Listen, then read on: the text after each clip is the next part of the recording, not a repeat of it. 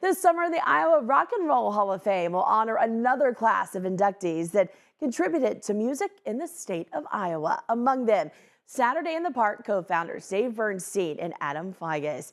And in the music store category, Ray's Midbell Music in Sioux City. Tonight, KTIV's Nathan Price has more with one of the newest members of the Hall of Fame.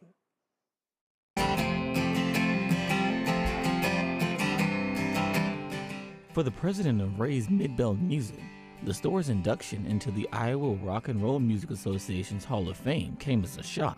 We were out of town and I had a couple of missed calls and voicemail from Jill at the Iowa Rock and Roll Hall of Fame Music Association, and gave her a call back and was surprised with the news that we've been nominated and accepted into the Iowa Rock and Roll Hall of Fame. After all, Guntran says his store simply tries to shape people's lives through music.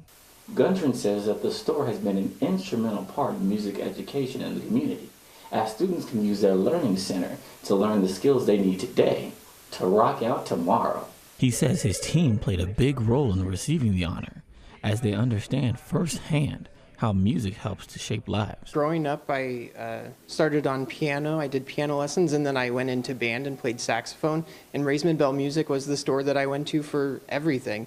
And it's really cool to have built that into a career in this store, and to also be able to shape the lives of so many beginning students who are just starting their music journey. They're humbled by the statewide recognition for doing what they love to do. This is our lives. We do this for a living, so this is just part of the norm for us. But to be honored, it's awesome. In Sioux City, Nathan Price, KTIV News 4. What a great honor. Again, the Iowa Rock and Roll Hall of Fame Class of 2026 induction will take place Labor Day weekend, September 4th through the 6th in Arnold's Park.